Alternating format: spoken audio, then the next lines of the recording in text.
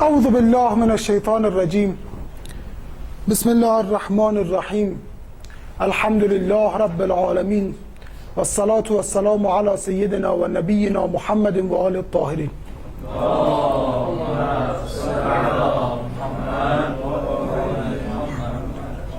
و اللعن الدائم علی اعدائهم اجمعین من الان الی قیام یوم الدین. سلام علیکم و رحمت الله.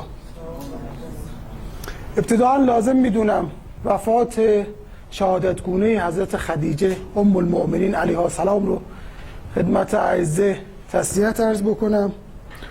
امیدوارم که از رهروان صادق اون بزرگواران باشیم انشاءالله. این جلسه 11 که در خدمت شما آقایون هستم. جلسه گذشته مباحث زیادی رو داشتیم، از جمله بحث پیرامون این که اگر ظرف و جار و مجرور بیاد صله واقع بشه، خب اینجا باید به چه صورت ترکیب بشه که عرض شد خدمت آقایون این ظرف یا جار و مجرور باید متعلق بشه به فعل مقدر. چرا به فعل مقدر؟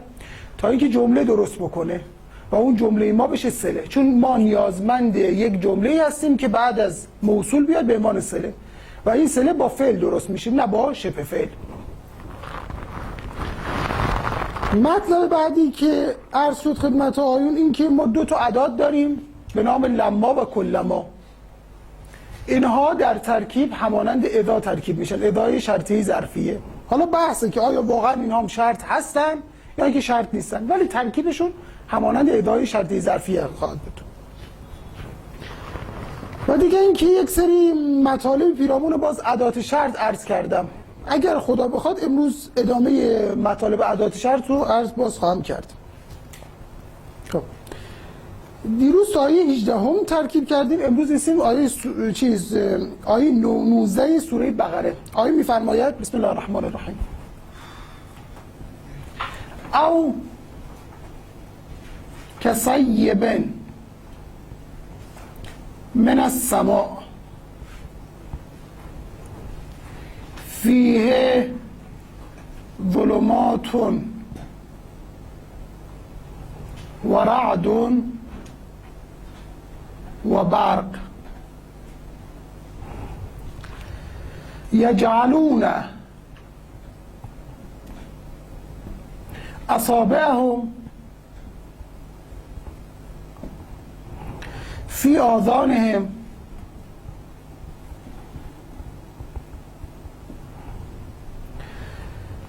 من الصواعق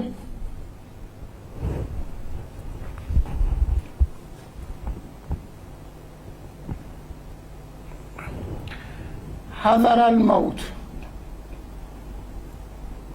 والله محیط بالکافرین.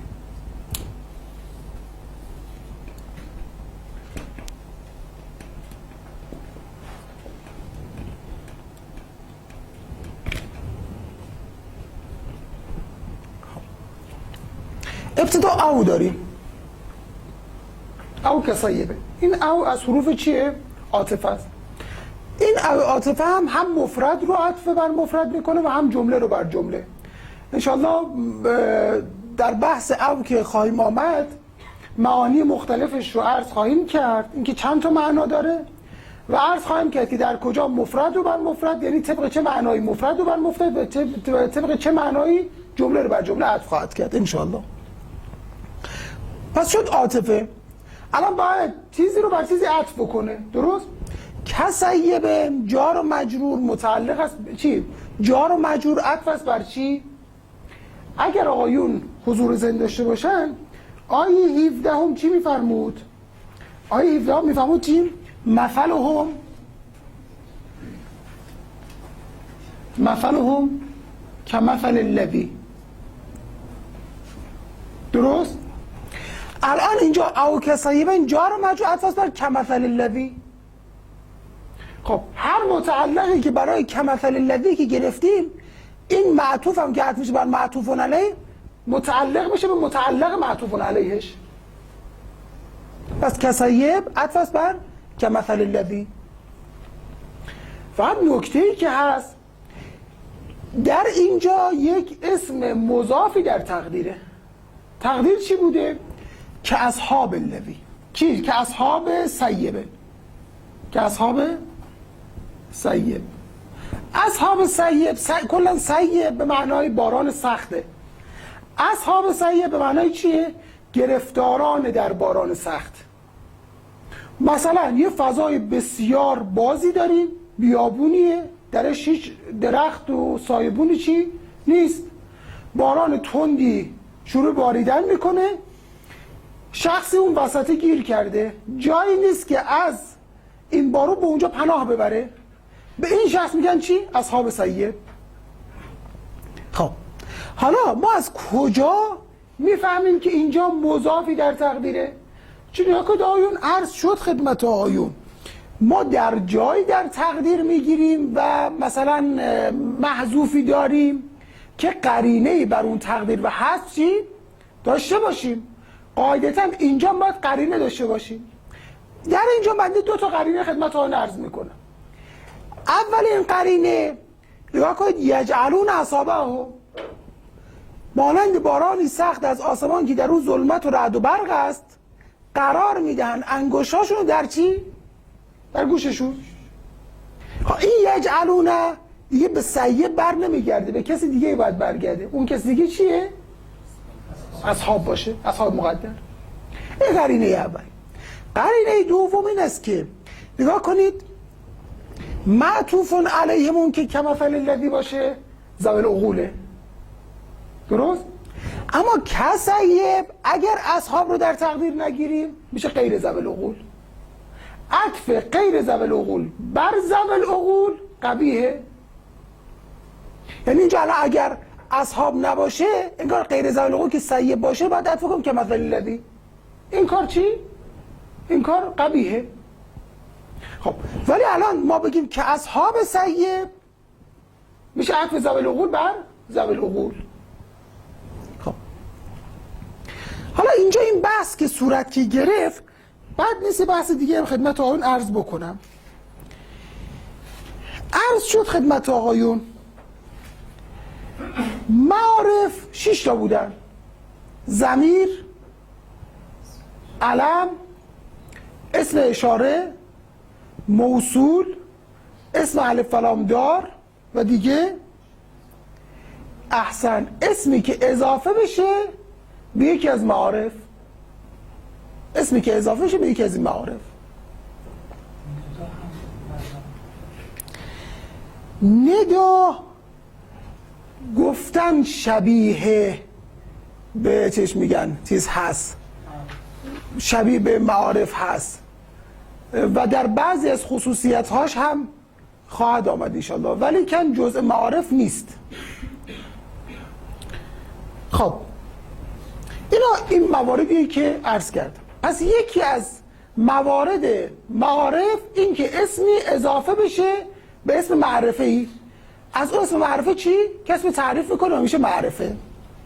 خب حالا اینجا لازمه که یک مقداری ما پیرامون مضاف و مضاف الیه صحبت بکنیم. اصل اضافه، ما دو مدل اضافه داریم. پس اضافه بر دو نوعه. یک اضافه لفظی داریم، دوم اضافه چی؟ اضافه معنوی داریم. یک اضافه لفظی، دیگر اضافه چی؟ معنوی. اضافه لفظی مانند چیه؟ اضافه شدن اسم فاعل و اسم مفعول به معمولشونه. به این اضافه میگیم چی؟ اضافه معنوی، اضافه لفظی. خب به چه انگیزه ای ما اضافه لفظی میاریم؟ به جهت چی؟ کسب تخفیف. یعنی به خاطر کسب تخفیف ما اسم فاعل یا اسم مفعول رو به چی اضافه میکنیم؟ به معمولشون اضافه میکنیم. مثال المقیمی از صلات. الان المقیمی چی بوده؟ المقیمی نبوده، درست؟ الف و لام المقیمین چیه؟ چی؟ موصول که چی بوده؟ به تقدیر الذین یقیمون بوده، درست؟ خب پس الف و لامش چی شد؟ شد موصول، حرف تعریف نیست، الف و لام حرف تعریف نیست. از صلات مفعول مثل المقیمی. خب الان اسم فاعل اضافه شده به معمولش که اینجا مفعولش باشه، درست؟ خب در اینجا چیکار شده؟ کسب تخفیف شده. به چه صورت؟ اینجا المقیمین بوده، اون نون چی؟ حذف شده. خب اینجا این گونه است که در صیغه های مفرد تنوین حذف میشه، متوجه هستید؟ چون که تنوین با اضافه همخونی نداره، یا اضافه باید بشه یا باید تنوین بشه. پس زمانی که اسمی که تنوین داره اضافه که بشه دیگه تنوینش چی؟ حذف میشه. در جمع و تثنیه چی؟ نون حذف میشه، مثل المقیمی الصلات. خب مورد بعدی اضافه معنویه. اضافه معنوی انگیزه چیه در اضافه معنوی؟ میگیم آقا کسب تخصیص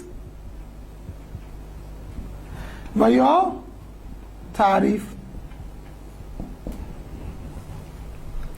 خب اینکه کسب تخصیص و یا تعریف به چه صورته، باید انواع حالاتی که اضافه تصور میشه رو باید ما بنویسیم.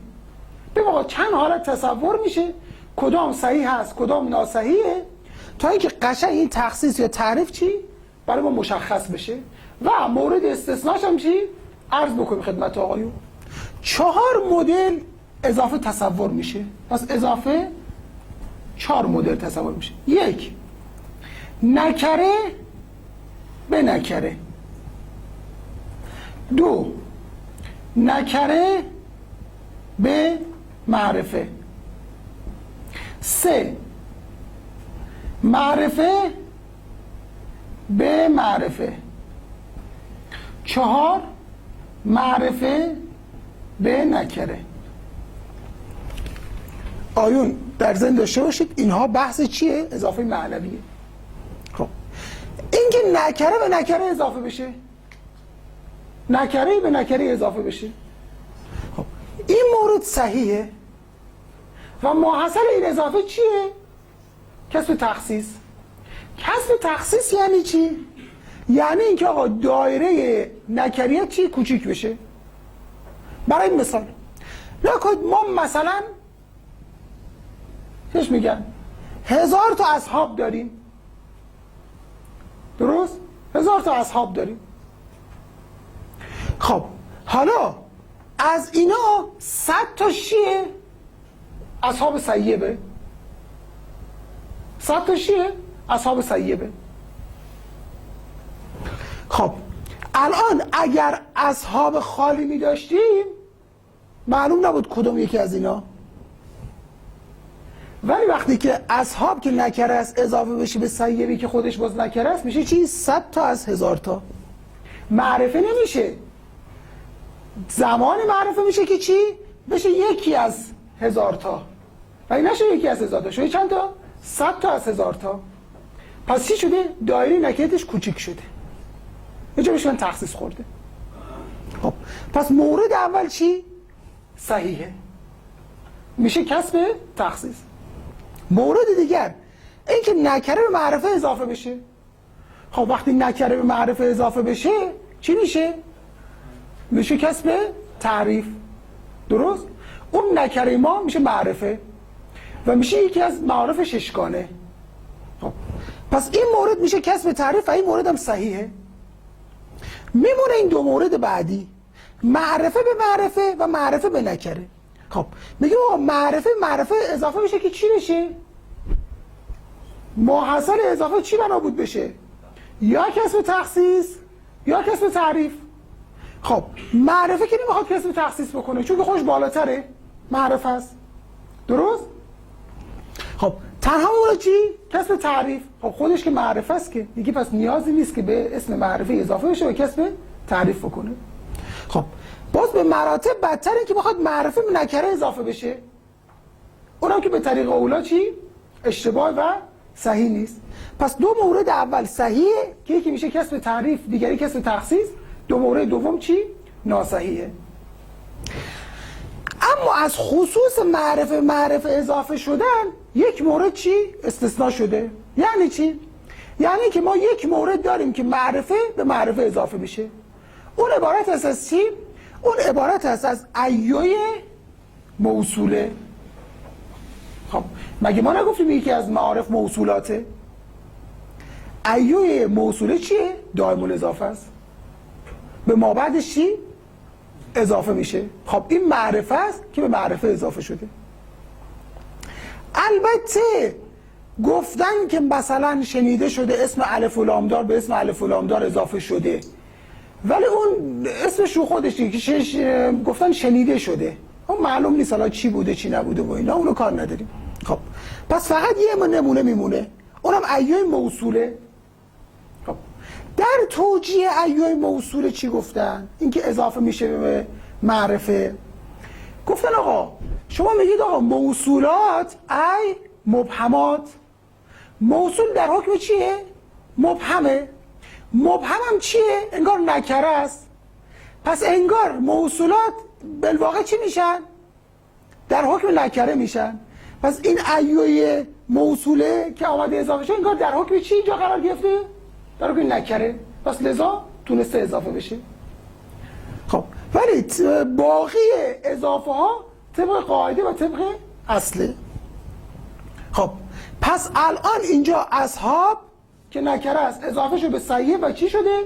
کسب تخصیص کرده.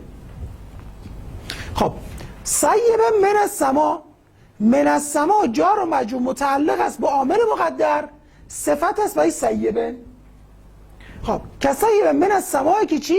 فیه ظلمات و رعد و برق. فیه جار و مجرور متعلق است با عامل مقدر، خبر مقدم. ظلماتون مبتدای مؤخر که چی باشه؟ مسبقش نکره مؤخر بودنش مسبق مبتدا واقع شدن چیه؟ ظلمات نکره است. واو عاطفه. رعدون و برقون هر دو عطفن بر ظلماتون. خب فیه ظلماتون و رعد و برق میشه یک جمله. این جمله فیه ظلماتون و رعد و برق، این جمله محلا منصوب است تا حال باشد از سیب. حال از چی؟ از سیب. خب سیب در اینجا چیه؟ نکره است. نکره چطوری آمده چیز واقع شده؟ ذوالحال واقع شده؟ میگه واقع نکره موصوف است. چون عرض شد دیگه حال و ذوالحال بحثش خیلی شبیه به چیه؟ مبتدا و خبره. خب که اصحاب سیب من السما که فیه ظلمات و رعد و برق یجعلون اصابهم فی آذانهم. یجعلون فعل و فاعل، اصابهم مضاف و مضاف الیه مفعول است و یجعلون. فی آذانهم جار و مجرور مضاف و مضاف الیه متعلق است به یجعلون. من الصواعق باز جار و مجرور متعلق است به یجعلون. حذر الموت ای چی؟ لاجل ترس از مرگ. درست؟ خب این حذر الموت مضاف و مضاف الیه مفعول له است برای یجعلون. ما یه مفعول داریم بهش میگیم مفعول له یا مفعول لاجله. درست؟ این علت وقوع فعل رو میرسونه. برای چی اینا انگوشا رو در گوش فرو میکنن؟ به جهت ترس از مرگ. خب حالا انشالله یک بار مفصل میایم پیرامون انواع مفعول ها صحبت میکنیم انشالله. خب الان اینجا یجعلون اصابهم فی آذانهم من الصواعق حذر الموت، این شد یک جمله. این جمله آقا میگیم آقا محلا منصوب است تا چی باشه؟ حال باشه از این اصحاب مقدر ما. یعنی اصحاب مقدر چیه؟ ذوالحاله. خب باز همین بحث اینجا پیش آمد میکنه، اصحاب مگه نکره نیست؟ چطور آمده ذوالحال واقع شده؟ میگیم آقا اصحاب درست نکره است اما مسبق داره. مسبقش چیه؟ نکره مخصص است. یعنی چه نکره مخصص؟ اضافه شو به نکره دیگه کسب تخصیص کرده. زمانی که نکره اضافه میشه به نکره دیگه و کسب تخصیص بکنه، اون نکره هم میتونه مبتدا واقع بشه و هم میتونه چی؟ ذوالحال واقع بشه. خب والله محیط بالکافرین، واو استینافیه. الله مبتدا، محیطون خبر الله، بالکافرین جار مجرور متعلق به محیطون. خب الان این جمله الله محیط بالکافرین چون واو استینافیه است، این جمله محلی از اعراب نه، جمله مستأنف است. و در این قسمت ابتدای آیه ما جمله نداشتیم. چرا؟ چون انگار مفرد بر مفرد عطف شده بود. که کسیب عطف بر کمثل الذی. پس اینجا ما جمله‌ای نداشتیم که بخوایم مثلا بگیم آقا این جمله عطفش بر مثلا فلان جمله. اینجا انگار عطف مفرد بر مفرده. خب آیه بعدی هم ترکیب بکنیم.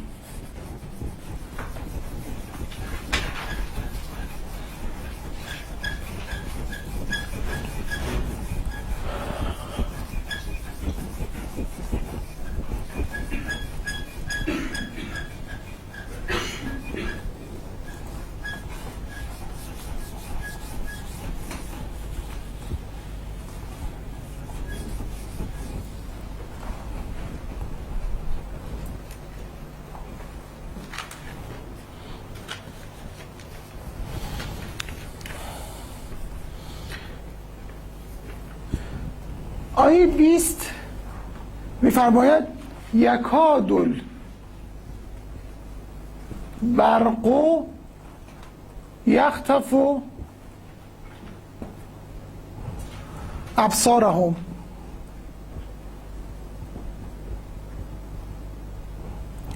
کلما اضاء لهم مشوا فیه و اذا اظلم علیهم قاموا ولو شاء الله لذهب بسمعهم و ابصارهم ان الله على كل شيء قدیر.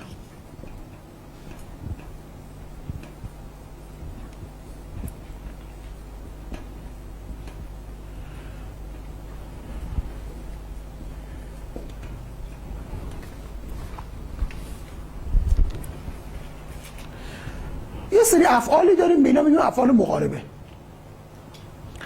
نام دیگر این افعال از اونجایی که این افعال هم همانند کانه و ساره نیازمند اسم و خبر هستند و به جهت نیازمندی کانه و ساره به اسم و خبر به این افعال میگن که افعال ناقصه، لذا این افعال مقاربه هم نام دیگه شون چیه؟ افعال ناقصه است. اینها هم نیازمند چی هستن؟ اسم و خبر هستن. خب پس یکادو فعل مضارع از افعال چی؟ ناقصه. البرق مرفوع است تا اینکه چی؟ اسم یکادو باشد که افعال ناقصه هم گفتیم دیگه رفع به اسم و نصب به خبر میدن.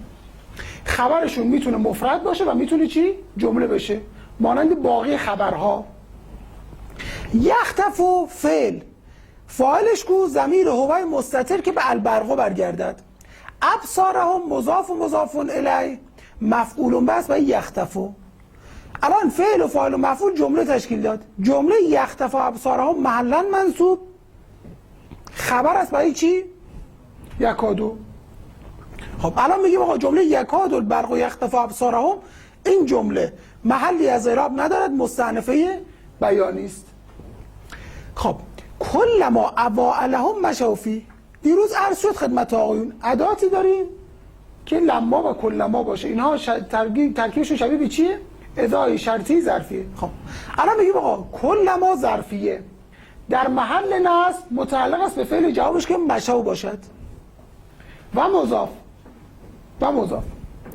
اضاء فعل باز ضمیر هوای مستتر در محل رفع فاعلش، لهم جار و مجرور متصل به اضاء. الان اضاء لهم شد یک جمله. این جمله محلا مجرور مضاف الیه است به کلما. گفتیم به این جمله میگیم جمله شبه شرط. خب کلما اضاء لهم مشوا فیه. مشوا فعل و فاعل فیه جار و مجرور متصل به مشوا. الان باز مشوا فیه خودش شد یک جمله. جمله مشوا فیه محلی از اعراب نداد، جواب است به کلما. الان اینجا باید بگیم آقا جمله شبه شرط و جواب روی هم دیگه محلی از اعراب ندارد، جمله مستأنفه بیانی است. خب کلما اضاء لهم مشوا فیه و اذا اظلم علیهم قاموا. باز اینجا همونطور واو عاطفه. اذا شرطی ظرفیه در محل نصب متعلق است به فعل جوابش که قاموا باشد و مضاف. اظلم فعل ضمیر هوای مستتر در محل رفع فاعلش، علیهم جار مجرور متصل به اظلم. الان اینجا میگیم آقا جمله اظلم علیهم این جمله محلا مجرور مضاف الیه است برای چی؟ برای اذا. به این جمله میگیم جمله شرطیه. قامو فعل و فاعل. الان قامو فعل و فاعل یک جمله تشکیل میده. جمله قامو محلی از اعراب نداره، جواب است برای اذا. خب باز در اینجا میگیم آقا جمله شرط و جواب روی هم دیگه محلی از اعراب ندارد، به وسیله واو و عاطفه عطف میشه بر جمله شبه شرط و جواب قبلی. یا که آقایون یه قسمتی که آقایون قشنگ یاد بگیرن باقی هم تکرار انگار. الان تمام این قسمت‌ها انگار ما داریم تکرار میکنیم. فقط امیدوارم که این تکرارها خاص مثمر ثمر باشه ان شاء الله.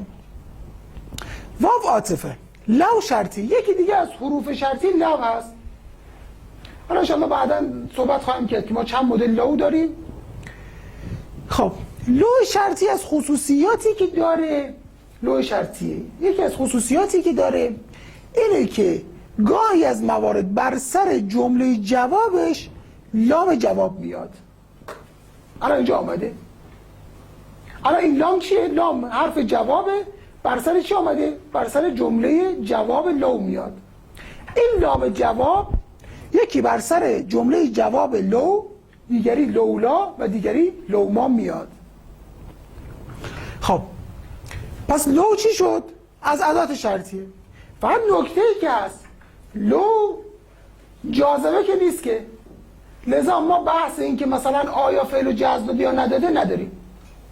مطلب بعدی لو چون حرف بود مثل ال خودش هم ترکیب خاصی چی نداشت، پس ما خود لو رو نباید یه ترکیب بکنیم، برخلاف اذا که خودش ظرف بود، نیازمند متعلق بود و بعد اینکه اضافه میشد دیگه این مشکل پیرامون لو وجود نداره، صرفا ما باید جمله شرط و جوابش رو باید ترکیب بکنیم. شاء فعل، الله فاعل شاء. حالا شاء الله خودش این جمله تشکیل میده. این جمله محلی از اعراب نه، جمله چیه؟ شرطی است. خب لو شاء الله لذهب، لام پس چی شد؟ حرف جواب که بر سر چی؟ جواب شرط لو، لولا و لوما داخل میشه. ذهب فعل، ضمیر باز هوای مستتر در محل فاعلش، بسمعهم جار و مجرور مضاف و مضاف الیه متصل به ذهب. فقط این بای در بسمعهم بای جاره به معنای چیه؟ تعدیه است. جاره به معنای تعدیه است. لذا بسمعهم هم متعلق است به ذهب و نکته دیگه این است که آقا این بسمعهم مفعول با واسطه است به ذهب. متوجه هستید؟ مفعول با واسطه است. خب بسمعهم و ابصارهم، واو عاطفه، ابصارهم مضاف و مضاف الیه عطف است بر سمعهم. الان در اینجا ذهب بسمعهم و ابصارهم شد یک جمله. این جمله محلی از اعراب نداره، جواب است برای لو. خب الان در اینجا بگیم آقا جمله شرط و جواب لو شاء الله لذهب بسمعهم و ابصارهم، این جمله محلی از اعراب ندارد، عطف است بر جمله شرط و جواب قبلی که اظلم علیهم قاموا بوده. ان الله علی کل شیء قدیر. این حروف مشبهه بالفعل. آیا پیرامون حروف مشبهه بالفعل صحبت کردم؟ ما حروفی داریم به اینا میگیم حروف مشبهه بالفعل. یه بحثی که داریم این که علت نامگذاری شدن اینها به مشبهه بالفعل به چه دلیله؟ بگیم آقا اینها به جهت شباهتی که به فعل دارن اسمشون چی نامیده شده؟ مشبهه بالفعل. شباهت اولی که دارن فعل عمل رفع و نصب انجام میده، رفع به فاعل، نصب به چی؟ به مفعول. اینا هم عمل رفع و نصب انجام میدن، با این تفاوت که چون در عمل به نسبت فعل ضعیف هستن، فعل اول رفع بعد نصب بود، اینا اول نصب بعد چیه؟ بعد رفع. این شباهت اول. اما شباهت دوم این است که اگر آقایون حضور ذهن داشته باشن میگفت که آقا افعال یا ثلاثی هستن یا رباعی، برخلاف اسم که هم ثلاثی داشت هم رباعی داشت هم چی؟ هم خماسی. درست؟ خب این حروف مشبهه بالفعل هم یا ثلاثی هستن یا سه حرفی هستن یا چی؟ یا چهار حرفی هستن. این فعل. نکته بعدی این است که ان لیت لکن کأن و لعل همگی چی هستن؟ مبنی هستن بر فتح. مبنی بر فتح هستن، همانند فعل ماضی که بناش بر چیه؟ بناش بر فتح. فعل، ذهب، فعل ماضی چی؟ مبنی بر فتح. اما نکته آخر، اینها معنای فعلی میدن. اینا چی؟ معنای فعلی میدن. به چه صورت؟ ان و ان به معنا حققتو، که ان به معنا شبهتو، لکن به معنا استدرکتو، لعل به معنا ترجیتو، لعل به معنا تمنیتو. پس اینا معنای چی؟ معنای فعلی هم میدن. به این جهت به اینا میگن حروف مشبهتون بالفعل. خب ان حروف مشبهتون بالفعل. الله اسمش علی کل شیء جار و مجرور مضاف و مضاف الیه متصل به قدیرون. قدیر خبر است به ان، انگار تقدیر چگونه بوده؟ ان الله قدیر علی کل شیء. درست؟ که الان جار و مجرور بر عاملش مقدم شده است. خب ان با اسم و خبرش جمله تشکیل میده. این جمله ان الله علی کل شیء قدیر، این جمله محلی از اعراب ندارد، مستأنفه بیانیه. اما یه خصوصیت دیگه هم داره. علاوه بر اینکه ارتباط معنوی با ما قبل داره، علت هم برای ما قبل هست. چطور؟ بگیم آقا اگر خدا بخواهد بینایی و مثلا چیش میگن شنوا اینا رو چی؟ از بین میبرد. رو چه حساب مثلا خداوند میبرد؟ اگر بخواهد میبرد. بگیم چی؟ به جهت اینکه ان الله علی کل شیء قدیر، و که خداوند بر هر کاری چی؟ تواناست. پس علت از این واقع. لذا به خصوص این جملات براشون یک اسم دیگه هم میارن، میگن آقا این جملات چی؟ تعلیلیه هم هستن، که این جملات تعلیلیه غالبا با ان و همچنین با لعل میان. یعنی لعل با اسم و خبرش اونم تعلیل از ما قبل چی؟ میتونه برسونه. خب ان الله علی کل شیء قدیر.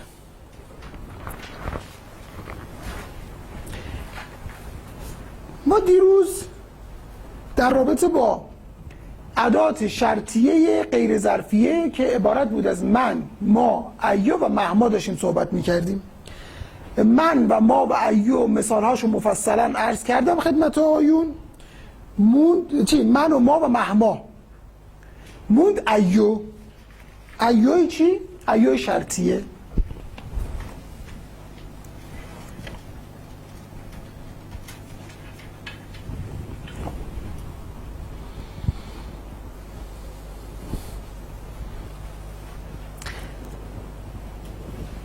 آقایون از تمام مطالبی که عرض شده خدمتشون به این نتیجه تا الان رسیدن که ادوات شرطیه اینا مبنی هستن. حالا یک سری که حروف هستن که بماند، غیر حروف هم چی؟ مبنی هستن، مثل من، ما، مثلا اذا، چون اون ظرف هاشون رو میگفتیم در محل نصب، غیر ظرف هاشون مثل من و ما و اینا میگفتیم مثلا یا در محل رفع مبتدا یا در محل نصب مفعول به مقدم. خصوص ایو شرطیه معربه. خصوص ایو شرطیه چیه؟ معربه. این نکته اول. نکته بعدی این است که ایو شرطیه میتونه اضافه بشه و میتونه اضافه نشه. این هم نکته بعدی. خب من تو تحقیقی که انجام دادم و تو این کتاب الموجان و فصل ادوات القرآن هم آمده، در اینجا اینطوری که من دیدم اگه اشتباه نکنم ما 2 تا ایو بیشتر در قرآن به صورت شرطیه ما نداریم. ایو شرطی در قرآن اینطوری که اگه حضور ذهن داشته باشم فقط 2 تا آمده و هر دو هم به صورت مفعول به آمده، به صورت مبتدا نیامده. یعنی چی به صورت مفعول به آمده؟ یعنی اینکه فعل بعدش در ضمیری که به ایو برگرده عمل نکرده. خب مثالاشو میزنم و بعد ترکیب میکنیم. این ما تدعو فله الاسماء الحسنی. شاید مثلا ما این است، فعل بعد که تدعو باشد در ضمیری که به این برگرده عمل نکرده. نتیجه میگیم که چی؟ در خود عین عمل کرده. لذا عین میشه چی؟ میشه مفعول به مقدم برای تدعو. درست؟ خب از اونجایی که ایو چیش میگن معربه، لذا اعراب چی؟ لفظی گرفته. مفعول باید چی بشه؟ باید منصوب بشه، تنوین نصب گرفته. نکته بعدی این ماست. ما عرض شد دیگه خدمت آقایون، ما یه مای زائده داشتیم، میگفتیم مای زائده غالبا بعد چی میاد؟ بعد ادات شرطیه میاد. حالا که بعد از ادات شرط میامد، بعضی از ادات شرط حتما باید همراه با ما می بود، بعضی دیگه میتونست با ما باشه و میتونست چی؟ با ما نباشه. یکی از مواردی که میتونست با ما باشه و میتونست با ما نباشه ایو بود. ولیکن هر دو تا مثال هایی که در قرآن آمده همراه با ماست. خب تدعو فعل مضارع مجزوم به چیه؟ به عین، که تدعو نبوده. درست؟ که عرض شد خدمتان به این میگیم چی؟ بگیم تعامل، که دو تا لفظ در هم دیگه عمل بکنن. خب عین ما این پس چون عین ما تدعو شد، این جمله محلی از اعراب نه، جمله چیه؟ جمله شرطی است. نکن دیگه اینجا الان ادات شرط ما دیگه مبتدا نبوده که ما نیازمند خبر باشیم، بلکه ادات چی شده؟ انگار جزء جمله چی؟ جزء جمله شرطمون شده. خب فله الاسماء الحسنی، فا چیه؟ فا جواب شرطه. چرا فا آمده؟ چون جمله جواب شرط ما به گونه است که چی؟ باید بر سرش فا بیاد. چرا؟ چون جمله اسمی است. خب له جار و مجرور متعلق است با قابل مقدم، خبر مقدم، الاسماء مبتدا مؤخر، الحسنی صفت است برای الاسماء. جمله له الاسماء الحسنی این جمله محلا مجزوم. چرا؟ چون همراه و مقرون با فای جواب شرط است برای شرطی که چی؟ جازمه. الان میگیم آقا جمله شرط و جواب روی هم دیگه، مثلا الان ببینیم قبل و بعدش چی بوده که ترکیب بکنیم. مثال بعدی ایمل اجلینه قویتو فلا عدوان علیه. این جریان حضرت موسی و حضرت شعیبه که آمدن با هم دیگه قرارداد بستن که مثلا یا 13 سال یا 10 سال کار بکنه. حضرت میفهمد که هر کدام از اون دوتا مهلت رو که به پایان برسونن دیگه بر من مشکلی نباشد. خب شاید مثال ما چیه؟ ایوی چیه؟ ایوی شرطی است، معربه ولی یه تنوین نگرفته. چرا تنوین نگرفته؟ میگیم چون اضافه شده به العجلینی که بعدش باشه. پس ایوی شرطیه، معربه ولی تنوین نگرفته. علت عدم تنوین چی؟ چون اضافه شده. چون زمانی که اسم اضافه که بشه دیگه تنوین نمیتونه بگیره. این همین عینی بود که میتونست تنوین بگیره، در اینجا تنوین نگرفته. پس به جهت چی؟ اضافه شده به ما بعدشه. لذا العجلینی که تثنیه باشه متوجه هستید چی شده؟ مجرور شده. جر تصریف چیه؟ یا و نون چی؟ مکسور. خب و قبل از یام چی؟ باید فتحه باشه. نکنید یا و نونی که مکسوره و قبل از یا چی در تصنیه؟ مفتوحه. اما جمع مذکر سالم چیه؟ یا و نون مفتوحی که قبل از یا مکسوره. این فرقی که این دوتا داره ان شاءالله مفصل انواع اینا هم خدمت آن عرض خواهم کرد. خب ما چیه؟ میگیم ما همین مای زایده است. العجله شد چی؟ مضاف ایه. خب الان ایه‌ای که مضاف شده این مضاف نقششه؟ میگیم نه، مضاف نقش نیست. خب نقشش چیه؟ میگیم آقا چون فعل بعدش که قویتو باشه در ضمیر این ایه عمل نکرده، پس چی نتیجه میگیم که در لفظ ایه عمل کرده. لذا در لفظ عمل کرده، این شده چی؟ مفعول به مقدم به قویتو. خب قویتو چیه؟ میگیم آقا فعل ماضی و محلا مجزوم است به ایه شرطیه جازمه. و اگه مضارع بود لفظاً مجزوم میشد، الان که ماضی چی؟ محلاً مجزوم شده. خب و فاعل، الان چی داریم؟ فعل و فاعل و مفعول. فعل و فاعل مفعول یه جمله تشکیل میده. میگیم آقا جمله ایما الاجلین قضیتو، این جمله محلی از اعراب ندارد، جمله شرطیه. خب الان ما چی میخوایم؟ جواب میخوایم. میگه آقا فا حرف جواب. چرا فا آمده؟ چون جواب به صورت جمله اسمیه آمده.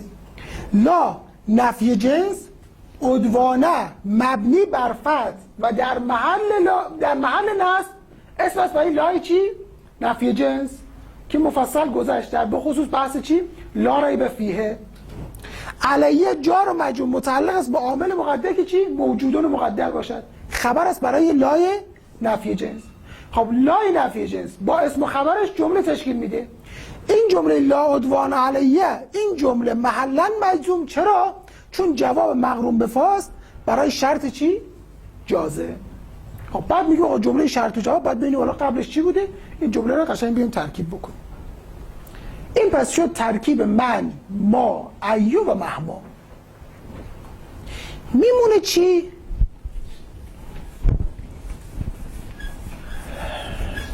میمونه الباقی شد.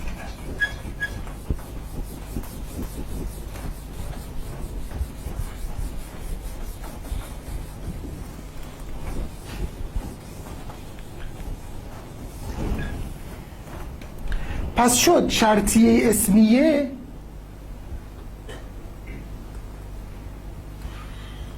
یا شد ظرفیه یا غیر ظرفیه. درست؟ غیر ظرفیه هم شد من، ما، ایو و مهمای غیر ظرفیه به معنای هرچه. مدل بعدی چی شد؟ کیفه و انای به معنای چی؟ به معنای کیفه که اگر قائل بشیم بهش به معنای کیفه. چون یه انای ظرفیه داریم، یعنی انای شرطیه داریم که ظرفیه باشه، اون میرفت جز اینها و مانند اینا ترکیب میشد. اگر انایی داشته باشیم که به معنای کیفه هست، میاد چی؟ میاد تو این ردیف و مانند اینا ترکیب میشه.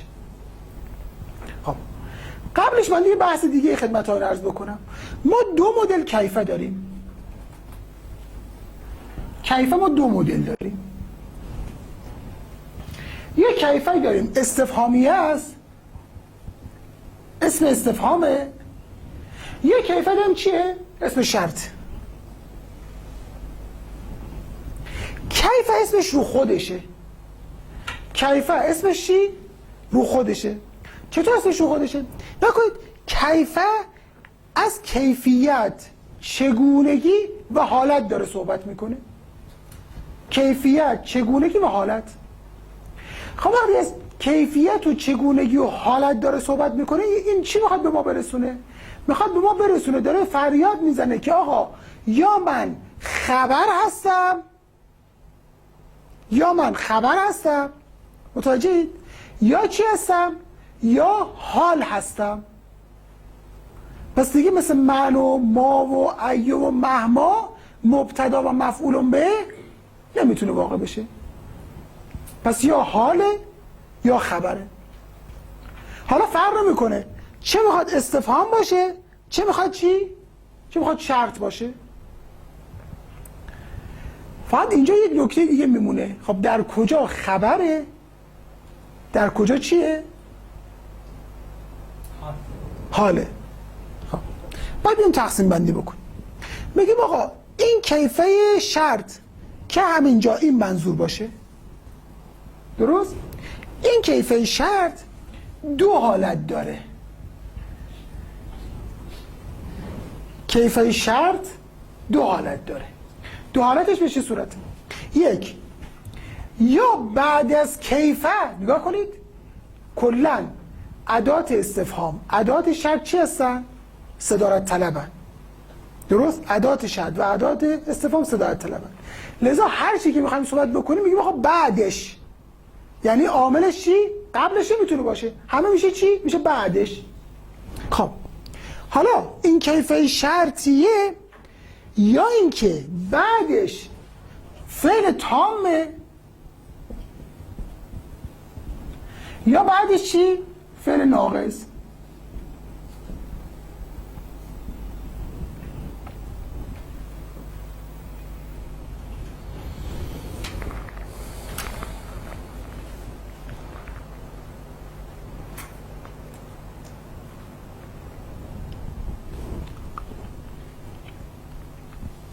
خب اگر بعدش فعل تام بود، اگر کیفه شرطی بعدش فعل تام بود، متوجه هستید؟ در اینجا کیفه میشه محلا منصوب و حال از فاعل فعل بعدش. محلا منصوب چی؟ حال از فاعل فعل بعدش. خب فعل بعدش چه فعلیه؟ فعل شرطشه دیگه. فعل بعدش چی؟ فعل شرطشه. پس انگار میشه حال از فاعل فعل شرطش و در محل چی؟ نصب. خب یا اینکه بعدش فعل ناقصه. اگر بعدش فعل ناقص باشه در این صورت چی میشه؟ میشه آقا محلا باز منصوب، خبر مقدم برای فعل ناقصی که بعدش میاد. خبر مقدم برای فعل ناقصی که بعدش میاد. خب خبر افعال ناقصه چی بود؟ منصوب بود. چون این مبنیه نصبش میشه چی؟ میشه محلی. ابتدا بحث استفهام رو هم انجام بدم و بعد بریم سراغ چش میگن مثالهاش. خب نگاه کنید آقایون، اینجا دقت داشته باشید. این ادات شرط حتما باید بعدش چی باشه؟ باید جمله فعلیه باشه. حتما بعدش چی؟ جمله فعلیه باید باشه و فعلش هم باید چی؟ باید اون خصوصیاتی که عرض شد خدمتتون باید داشته باشه. لذا از این دو حالت خارج نیست که اولا حتما بعدش فعله و این فعلش از این دو حالت خارج نیست که یا تامه یا ناقصه. با تمام حالات کیفیت شرطی میشه این دو حالت. اما استفهام یه مقداری وسیع‌تره. در استفهام میگیم آقا ترکیب کیفه به چه صورتی کیفه استفهامیه؟ میگیم آقا کیفه استفهامیه باز خودش چی؟ بر دو نوعه. کیفه استفهامی چی؟ بر دو نوعه.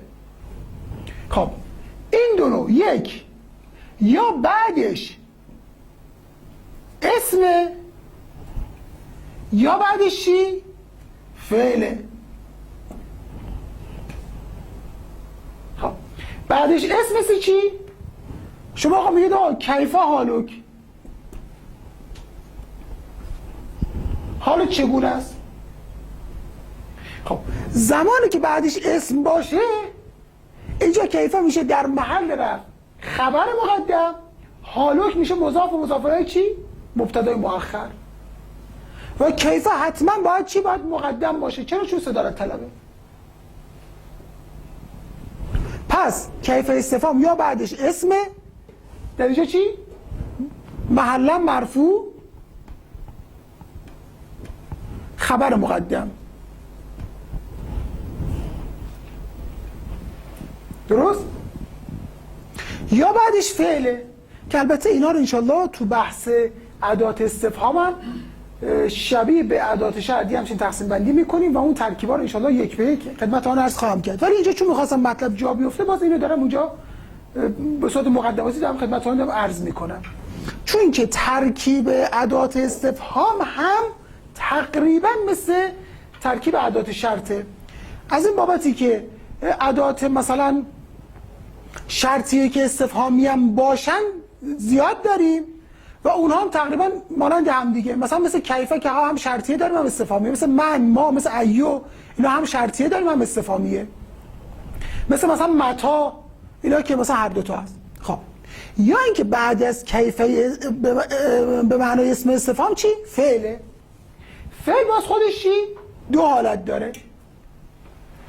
باز خودش چی؟ دو حالت داره. احسن. یا این فعل تامه یا این فعل ناقصه.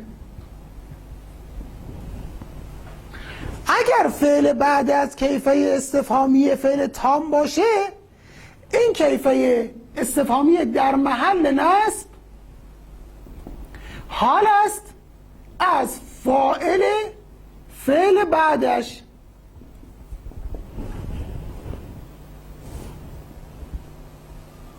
خب و اگر ناقص باشه فعل بعدش میشه چی باز؟ در محل نصب و خبر مقدم برای فعل ناقص.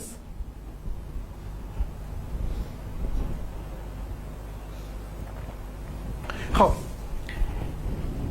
این که اسم استفهام باشه و بعدش اسم، مثال قرآنی کیف نذیر. کیف نذیر ما زیاد داریم در قرآن، زیاد اتفاق افتاده. یا متکلم حذف میشه، متوجه هستید؟ اون کسره قبلش میمونه برای اینکه دلالت بکنه که اینجا ضمیر یا متکلمی بوده و الان حذف شده. الان کیف نذیره چی بوده در اصل؟ کیف نذیری بوده که اون یا متکلم حذف شده و کسره قبل از یا مونده. خب الان اینجا کیف در محل رفع خبر مقدم، نظیری چی؟ مبتدای مؤخر. خب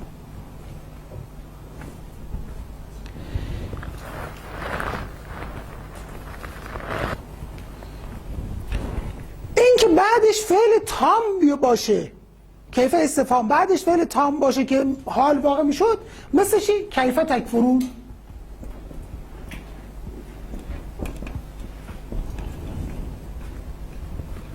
کیف تکفرون که الان کیف در معنی نصب حال است از فاعل تکفرون.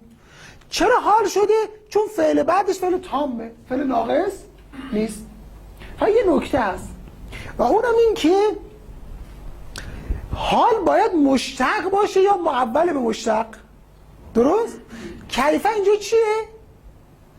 کیف جامده دیگه. درست؟ چطور آمده حال واقع شده؟ میگیم آقا این جامدی که چی؟ معول به مشتقه. برای چی؟ برای که تقدیر کیف چیه؟ فرق نمیکنه حالا چه این چه اون. ایه حاله.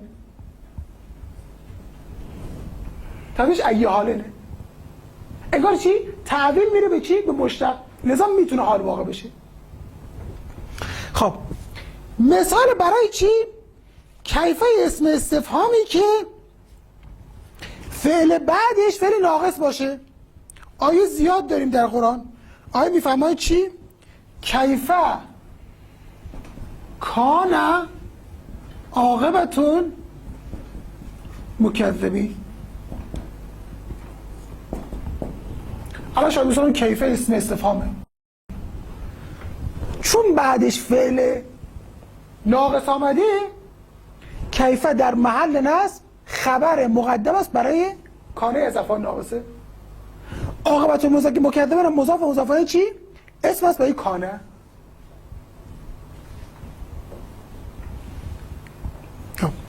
یه نکته دیگه هم خدمتتون عرض بکنم، بعد به سراغ مثال‌های کیفه شرطی برم. نگاه کنید آیون، در رابطه با شرط گفتیم یا بعدش باید فعل تام باشه یا ناقص، ولی در رابطه با استفهام دیگه اینطوری ما تقسیم بندی نکردیم، گفتیم یا بعدش اسم یا فعل. اگه فعل کدوم یکی از این موارد؟ به چه دلیل؟ به چه دلیل؟ به دلیل اینکه حتما باید جمله بعد از کیفه شرطی باید جمله فعلیه باشه. ولی در خصوص چی؟ کیفه اسم استفهام یعنی چه حالتی نداریم. میتونه در جمله فعلیه بیاد، میتونه در جمله چی؟ اسمیه بیاد. خب اگر شد حتما بعدش جمله فعلیه باشه، از این دو حالت خارج نیست. اما اگر این شرط رو نداشت، مانند کیفه استفهام، سه حالت میشه. من اونطوری که نگاه کردم تو قرآن کیفه شرطیه 3 تا بیشتر نیامده. 3 سه تا بیشتر کیفه شرطی ما در قرآن نداریم. کیفه های شرطی هم که در قرآن آمده فعل بعدش فعل تامه. فقط یه نکته ای که هست زیاد اتفاق میفته در پایان آیات، خصوصا در پایان آیات زیاد اتفاق میفته که ما جمله شرطی رو بیاریم بعد جمله جوابش چی؟ نیاریم و جمله جوابش چی؟ محذوف و مقدر باشه. خب این که جمله ارزم به حضور تو چش میگن جواب مقدر و محذوف باشه با نیازمند چیه؟ نیازمند قرینه است. قرینه میاد از کجا؟ میگیم آقا قرینه جمله یا جملات قبل هستن، یعنی به قرینه جمله یا جملات قبل اینجا ما جواب شرط و چی؟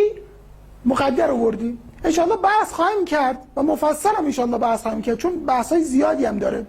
پیرامون این که گاهی از موارد جمله شرط میاد جمله جواب مقدره و گاهی از موارد جمله جواب میاد شرطش مقدره، که اون که جمله جواب یا شرطش مقدره اونم به دو صورته که الان انشاءالله عرض خواهم کرد خدمت آقایون.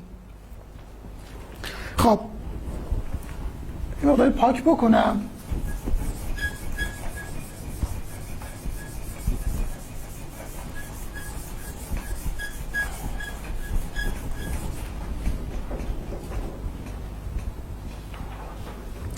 آیه میفرماید هو الذی یصورکم فی الارحام کیف یشاء.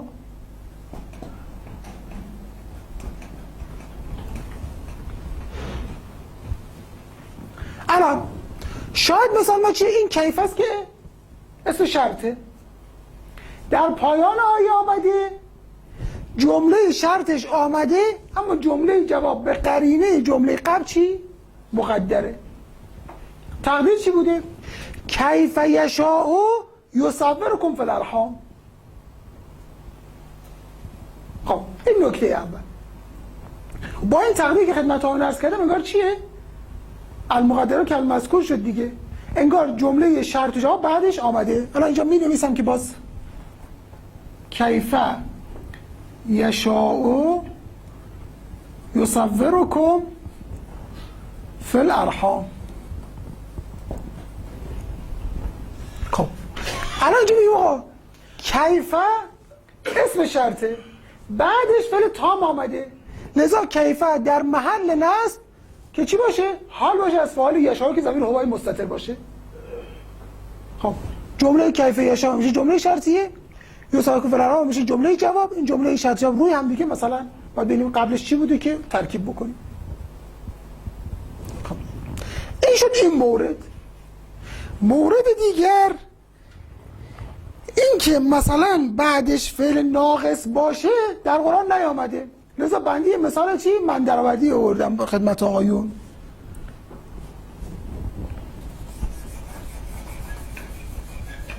مثلا چی؟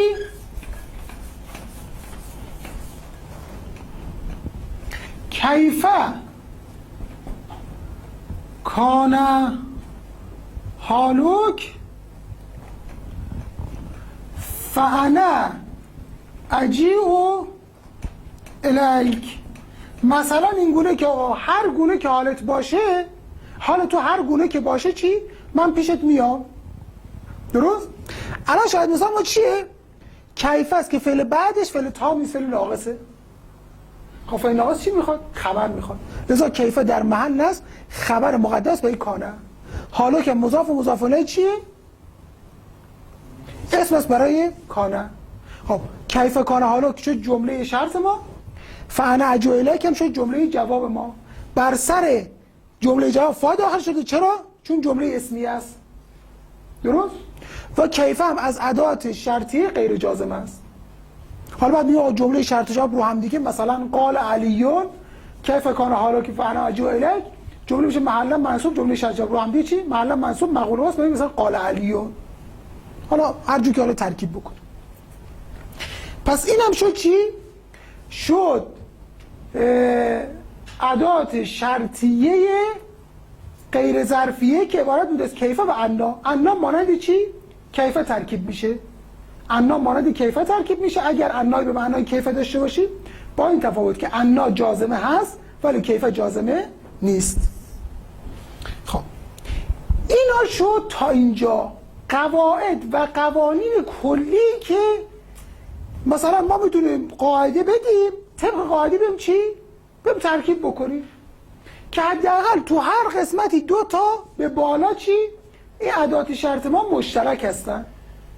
اما از این الان به بعد یک سری مطالب و چش میگن مباحثی داریم که مخصوص به بعضی از ادات شرطی است. مثلا یک دونه از ادات شرطی این خصوصیات رو داره.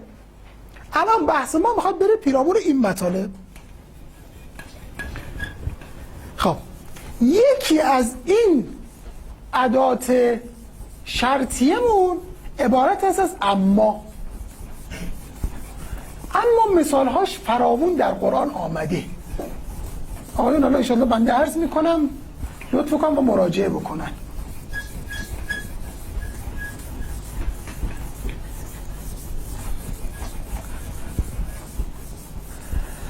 اما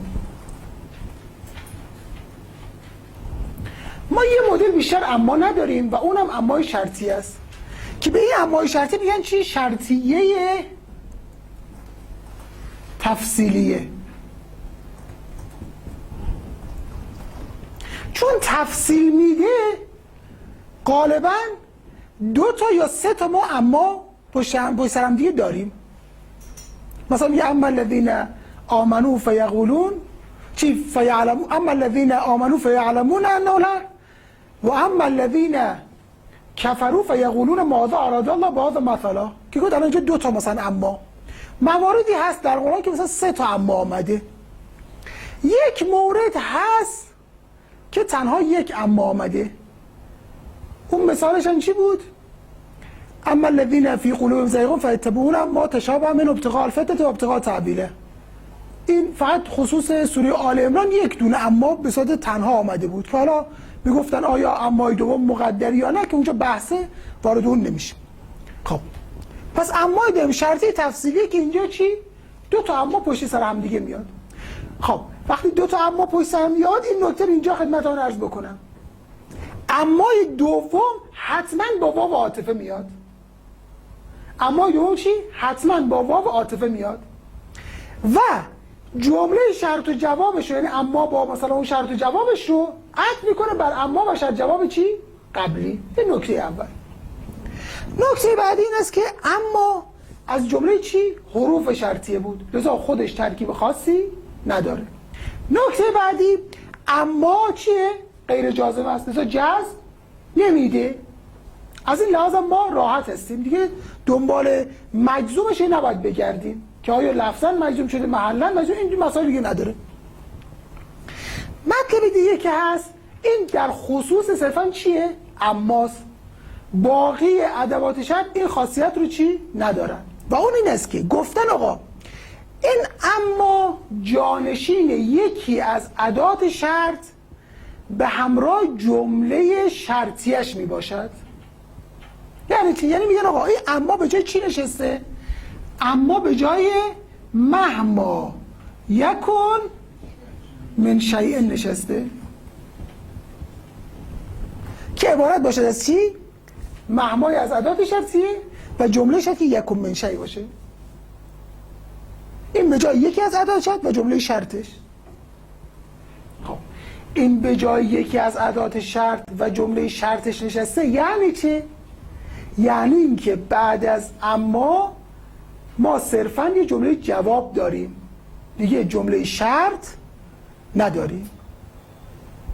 پس بعد از اما به دنبال 2 تا جمله به عنوان شرط و جواب نیستیم، بلکه بعد از اما صرفاً یک جمله میاد و اون جمله عبارت است از جمله جواب اما. خب خصوصیت دیگه‌ای که اما داره این است که حتما باید بر سر جمله جوابش فا داخل بشه. پس حتما باید بر سر جمله جواب اما فای حرف جواب داخل بشه.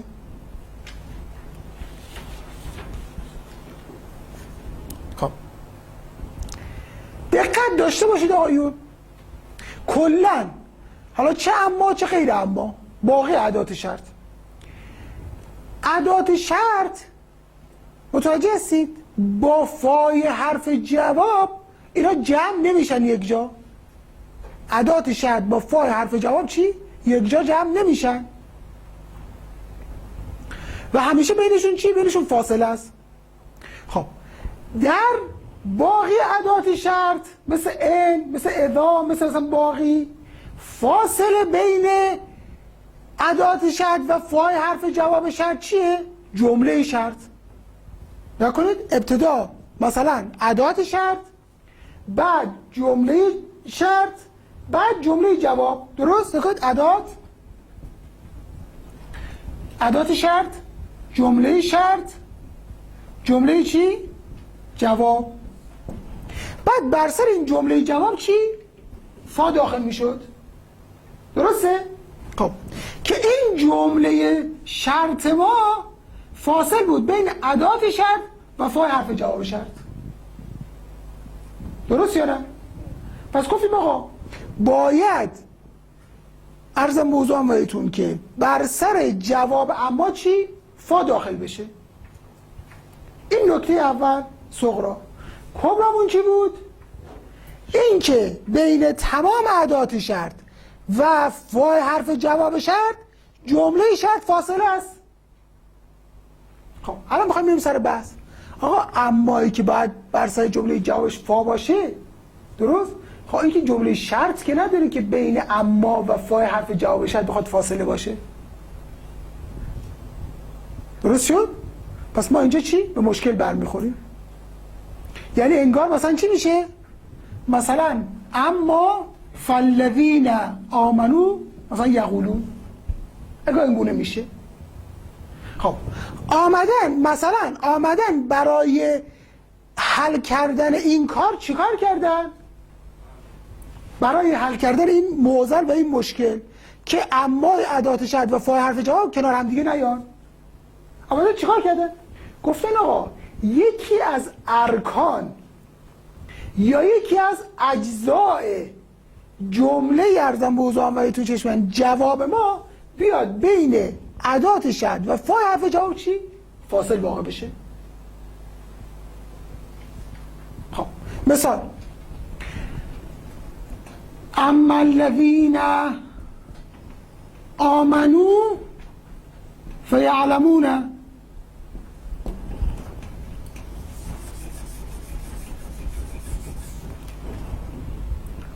ما از بیرون میدونیم که آقا اما جانشین یکی از ادات شرط و جمله شرطشه، پس بعدش اگه چیزی بیاد جمله جوابشه.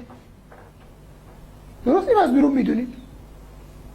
خب فقط نکته ای که هست الان اینجا میخوایم ترکیب بکنیم. خب اما جانشین اینا الذین موصوله، خب چه باید ترکیبش بکنیم؟ میگیم که آقا الان اینجا الذین جزء جمله جوابه که انگار چی بعد از فا بوده، به خاطر رفع این مشکل آمده چی قبل از فا قرار گرفته، پس این الذین میشه جزء جمله جواب. یعنی خارجی نیست، مثلا جمله معترضه نیست، بلکه چی؟ جزء جمله جوابه.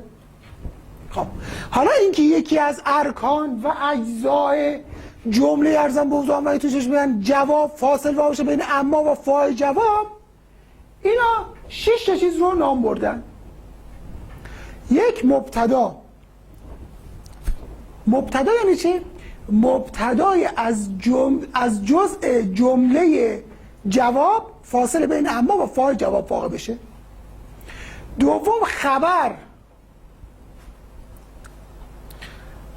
سوم جار و مجرور.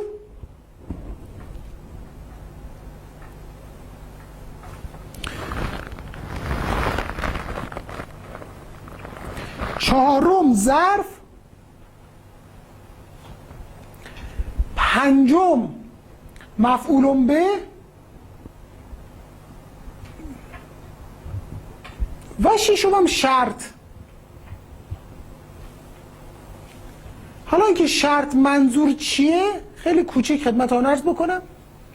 گاهی از موارد جمله جواب شرط خودش متشکل میشه از یک شرط و جواب دیگری. گاهی از موارد جمله جواب شرط خودش متشکل است از یک جمله شرط و جواب دیگری. خب الان این جمله شرط مایی که جزء جمله جوابمون بوده بیاد بین اما و فای حرف جواب شرط چی؟ فاصله بشه که انشالله جلسه آینده مفصلا میایم مثال هاشو میزنیم و توضیح میدیم و موارد استثناء هم خدمت ها عرض خواهم کرد. اللهم صل علی محمد و آل محمد.